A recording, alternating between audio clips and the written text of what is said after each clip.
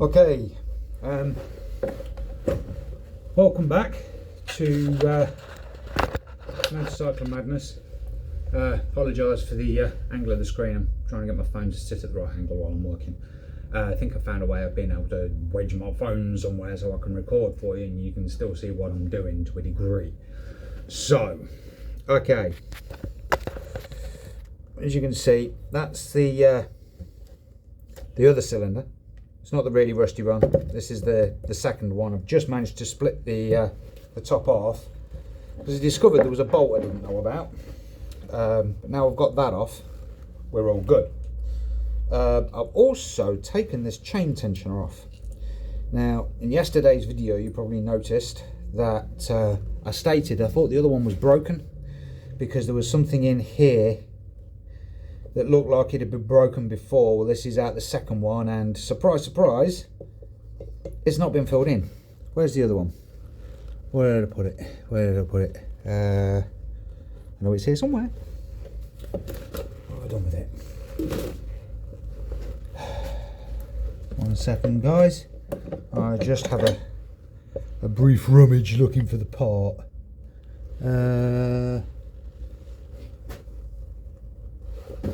I've put it down here with the rest of it.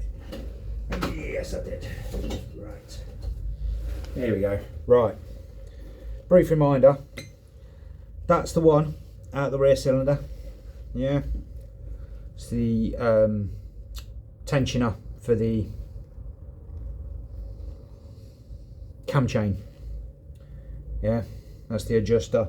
And I couldn't show you yesterday, but I don't need my other hand today, so if I push that forward, that then releases the spring and allows it to move through freely. Yeah, it's this little latch here, works like a ratchet, so if I let that go, see it twang in, and then it slowly ratchets out. So that keeps tension on the belt, on the chain, sorry. That sits basically behind there, I'm guessing, and just pulls that in against the chain, cam chain. So we now know that this one was definitely broken before I got the engine, so it's not something I've done, because it wouldn't have that filling in, because the other one hasn't. That is what this one should look like, and does look like if you remove. Oh, it's wedged itself back in there now. It's a pretty snug fit.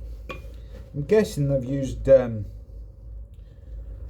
liquid metal or something, because it's pretty solid. But it should look like that to match that one. Obviously opposites, because one's off the front cylinder, one's off the rear, but they should look like that. Not like that.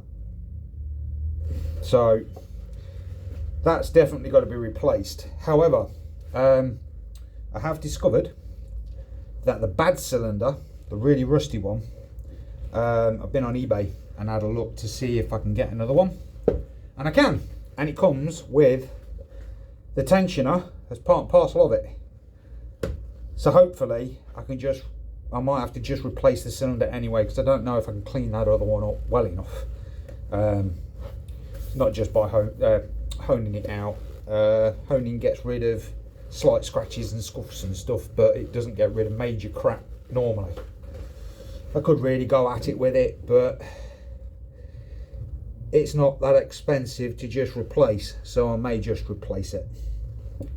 As I was saying, I've just ripped this one apart, and the valves aren't looking particularly great, and in fairness, if I'm going to rebuild the engine, I'm going to take the valves out, regrind them back in, do a proper valve grind, make sure they're all seated properly, because I'm bet your ass if I was to put a spark plug back in this and fill that with fuel, it's going to just piss through the other side, so I'm not even going to bother. There's no point. The valves are pretty manky, they look pretty old, they're covered in crust anyway, so they've obviously been in there a while. So to save having to worry about, am I going to lose compression later on down the road, whatever, if I can even get the engine running, I may as well just grind these in. My dad always said never cut corners with engines, so in my dad's honour, I'm going to try not to. I don't normally cut corners, so, however, I don't normally do bike engines, but hey ho. I just want to clean this off a little, get rid of some of the worst of the crud, and then we shall have a look at the valves, get my valve spring compressor out and show you how that's done. There's multiple different types of valve spring compressors. I've got a couple, I can show you the differences between them, but I've got one that I prefer out of all of them, and that's the one I shall be using. So this is coming off quite nicely actually. I thought initially that somebody, and don't ever do this please because it's a nightmare, I've had a few engines over the years where somebody's gummed the fucking head to the cylinder. You ain't never getting that apart. The last engine I had that did that, that I had to rebuild, I put 385 pounds worth of pressure pulling on the head to try and get it off. I actually snapped an engine stud in the process and it would not give at all. I ended up building my own custom jig so that I could get enough pressure on it in the hopes that keeping it pressurized and pulling for a prolonged period of time might eventually just ease it away. In the end, I ended up having to use a hammer and chisel to get the fucker apart. I knew it was going to stuff the engine, but I wanted to find out what had gone wrong in the engine. So yeah, hammer and chisel. Fucks the engine completely. Use gum. Don't ever do it, please. Don't ever do it. Yes, it will seal your fucking engine, but if you ever have a problem, the engine's rubbish. It's bin fodder. And if you sell it, that's going to be a massive issue for the next person that ever buys it. Don't do it. It's not the right stuff to use. Gum should only be used for exhausts. Nothing more, and I don't even like using it on them, to be fair. Because it's just, it's nasty stuff. I have used gum on the odd rare occasion where I've just had no other choice, because no matter what I did, I couldn't get an exhaust to seal. But that was on an old Classic Reliance Scimitar, which I had up until about a year ago, I think it was. I loved the car. I didn't want to have to let it go, but I just couldn't afford to run it or maintain it, and had to let it go, which was devastating, to be fair. But the guy promised me he'd look after it. I let him have it stupid cheap. Lost a lot of money on it and decided never again. I'll never do that again. So I lost a lot of money on that car, and I only let him have it for the price because he swore he'd look after it. And he was going to get this done and that done and the other done, and he was going to take it off the road. He was going to get it all resprayed, and he never did, to my knowledge. Promised me photos, reckon he'd keep in touch, and yeah, it never happened. It's a shame because it was a fucking nice car. I loved that car. It was my pride and joy, that baby. I'd always wanted one. Big 3 litre V6 fucking fiberglass car that don't weigh no. It was awesome, but needs must at the time. I had to let it go. Seems to be the story of my life these days, letting cars go that I want and don't want to get rid of. Like my Mercedes. Gearbox went on my Merc. Was quoted £2.5 grand to get it repaired. well, replace the gearbox. They reckon they couldn't repair it, it had to be replaced. And the car, I only paid 1,200 quid for the car. I'm not paying 2.5 grand for a gearbox. You know, it is what it is. Anyway, I'm babbling. Let's get on with seeing if we can bring this engine back to life. Right, pop that there. Right, spring compressor.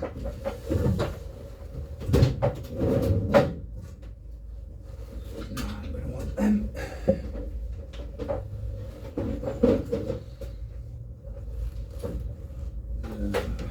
This is one of them.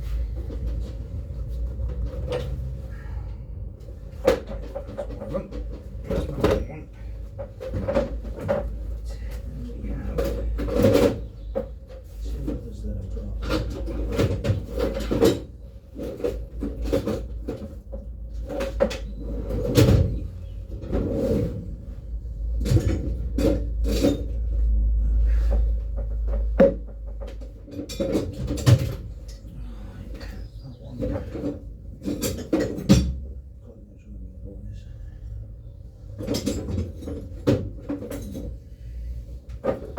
I can show you two types of valve spring compressor.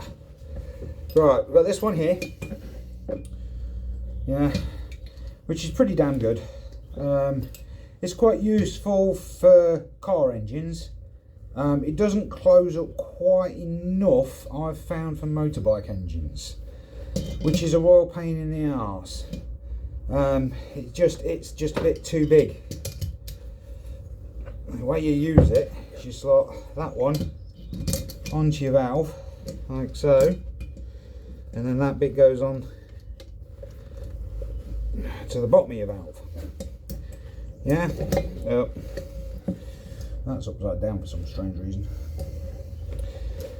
It's not going to go onto this engine anyway. But yeah, once you've got this screwed up so that it's touching your valve, like so, if you can see that, just have that so it just sits on the bottom of the valve. Yeah, and then the idea is once you've got it set up, you can just push that lever in, and as you'll see, when you bring this lever down, it closes the gap there by quite a lot. Great for cars if you can get in with it. It's not going to work on this engine because I can't get that onto the top of the valve. I probably could if I went the other way. Will it fit that way? Will that go? Yes, it will. Aha! Oh, this is going to make my life a little easier. Right, so we open that up. Let's twist this in. I prefer this one if I can use it, because it's just quicker. Once you've got it set up, if it fits, it's a lot quicker to use. Nah, doesn't wind up enough. I didn't think it was going to, but it just doesn't seem to work for motorbikes, but it's great for cars. I've used it countless times on multiple different cars. Let's watch that out of the way for the minute so I can show you this one. Right, this one, there's a different type. There's a few various types, but I find this one is probably one of the best. One, because it's not stupid expensive. They're quite fucking cheap to buy. And the beauty I've found, I can do almost any engine with this. It'll do cars, it'll do motorbikes, it'll do pretty much anything. Basically, you've got your big C clamp there, yeah, with your two fittings on. This is the one you adjust. It's got a hole in the end, just there. And there's a bar that comes with it, but I lost that a while back. I don't really use it. I use a screwdriver because it's longer and it's easier to grip. Yeah, so we've got that.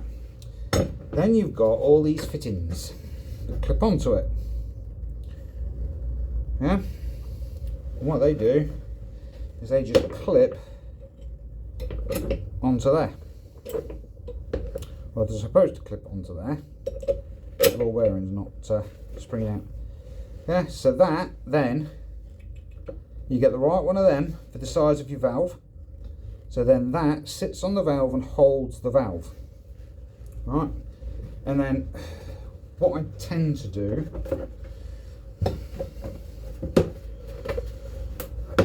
is I get the right one at the top of the valve, which is that one there.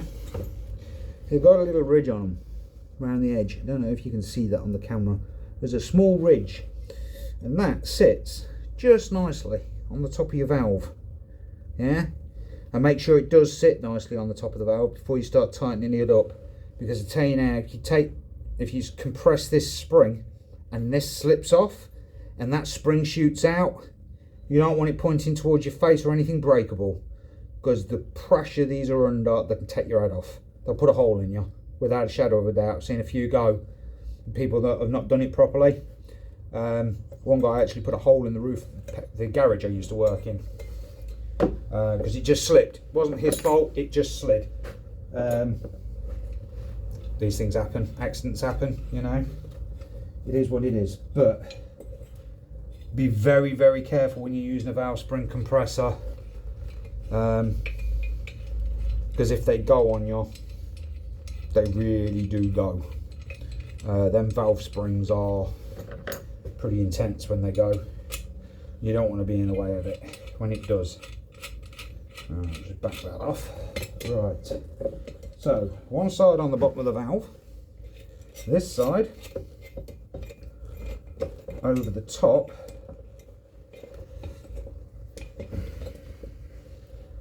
of the valve spring, like so, and then you just make sure that stays square and true. Take it in until it starts to grab, just there, yeah, and just make sure you've got the valve side lined up. Now once you've got that, then in my case I use a screwdriver, not that one because it doesn't fit. That one will do. You can just slowly nip it up. I've done this the wrong way really. You should have the bit that you tighten on the valve spring, not on the valve, but I dare say it probably doesn't matter.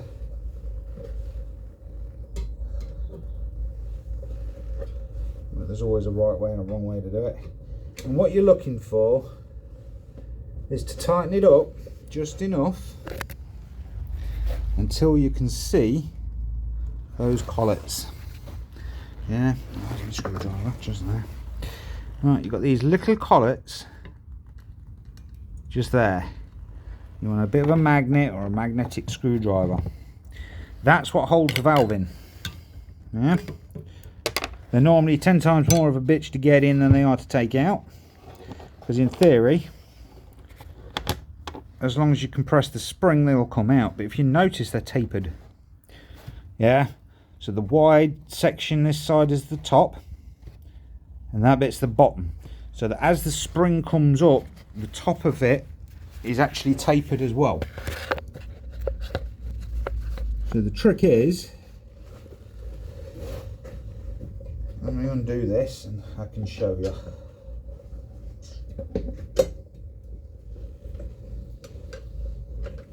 Just back this off.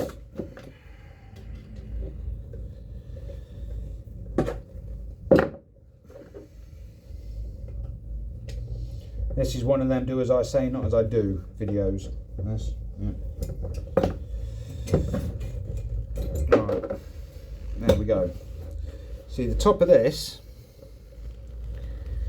that's what sits on top of the spring, and inside is also tapered, so that as that comes up, when you put it back together and you've got your collets in, yeah, the collets wedge into that, and a notch that's in the top of the valve. I'll take the valve springs off.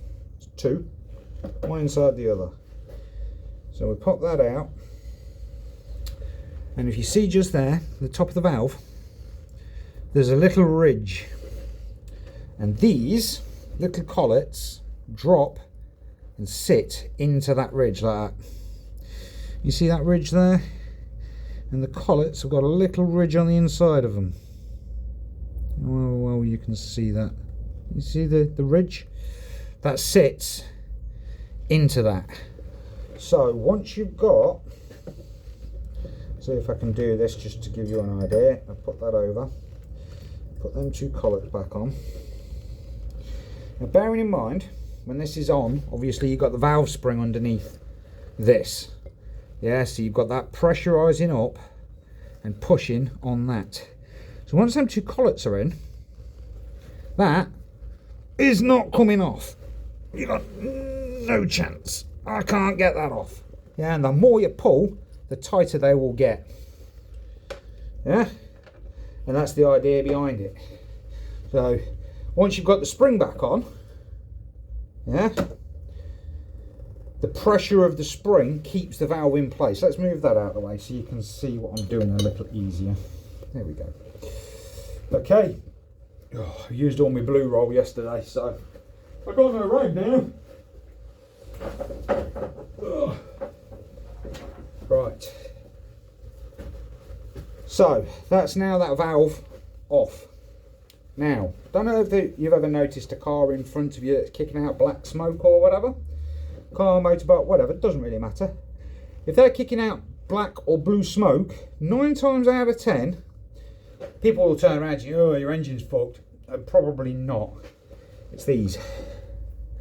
You've got these little rubbers just here that sit around the top of the valve. So your valve goes through.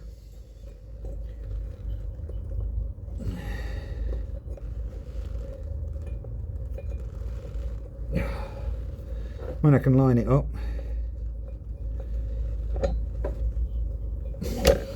Come on, stop being stupid. There we go. The valve comes through that. Now this is a sprung loaded rubber. And what it's designed to do is keep pressure on your valve. Yeah? So that because this is getting oil, as your valve's going in and out at real high speeds, yeah, 1,000 times a second sometimes if you're really revving high, the oil that's up here can't go down past your valve and get into the cylinders. And when it does, that's what causes the real blue or black smoke a lot of the times coming out of your engine. It's not always them, but that's the thing to check first because it's the easiest thing to check and the cheapest to fix. Yeah. So if your car's kicking out blue smoke and everybody's going, oh, your car's fucked, it could just be them. Yes, it's a big job to do, but if you can figure out how to do it yourself, you can save yourself an absolute fortune because they will charge you a bomb to strip the top of your engine down. And all they've got to do is take the rocker cover off, really, and the head off, and that's it. They're at it. Modern cars are a nightmare because there's so much around it. So you've got 10 ton of work to do before you can even get to the rocker cover.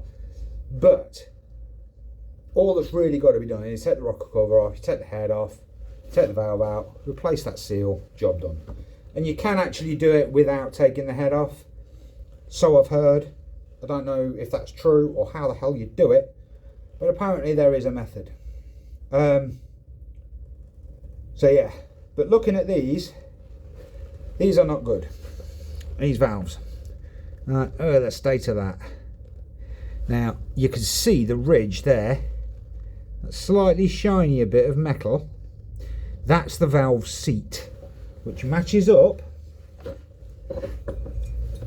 with this shiny bit of seat here. Can you see that? Bring it a bit closer so that you can there's a slight shiny bit. It's only small.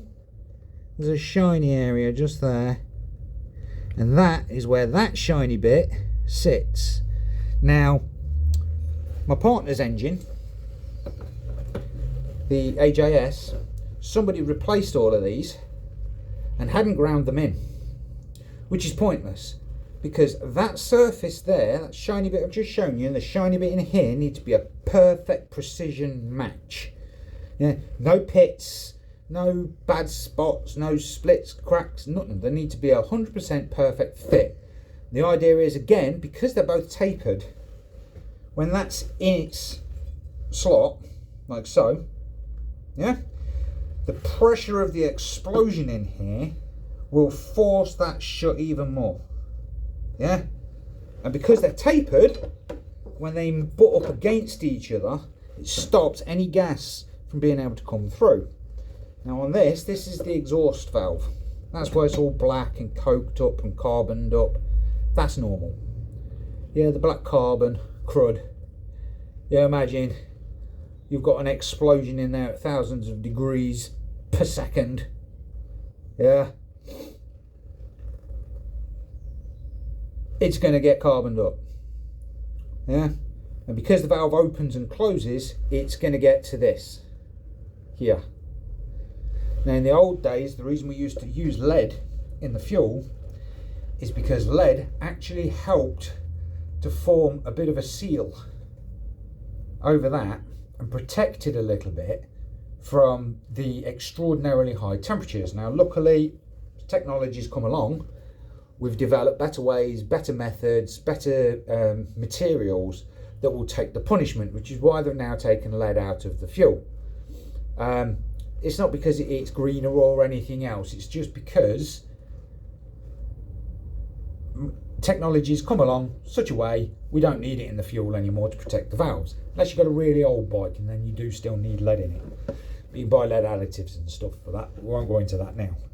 So the first job we have here, I think, is to clean this valve up.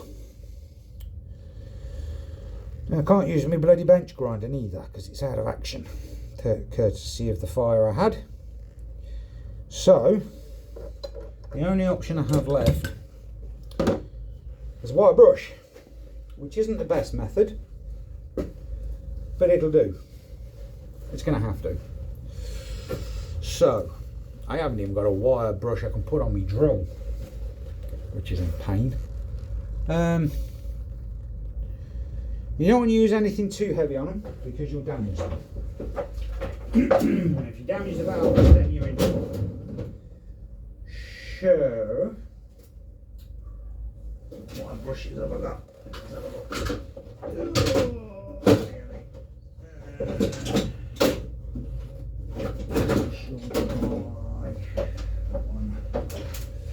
I've got a combination of wire brushes here. Old school, slightly knackered brass one that's been overused, and a finer wire brush there which you can use to clean up, finish up with. Now one of the other things you want to do with these, just to be on the safe side, these can bend. So the trick is you pop it on your workbench and you just roll it and see if you get any kinks in it. And if you don't, you know the valve's straight and true. If it's bent and you get a wobble, bin it, because it's no good. You need to replace the valve. Don't bin it straight away because you need to make sure that the new valve you're ordering obviously is the right one, but it's bin fodder pretty much. So let's just see if we can get this a little cleaner. It's annoying I've not got a wire brush for my drill or anything.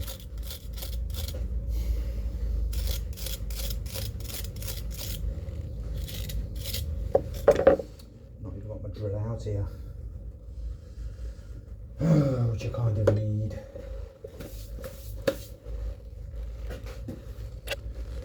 Right, I've got to get my drill, so I'm going to pause for the minute and I shall be back shortly.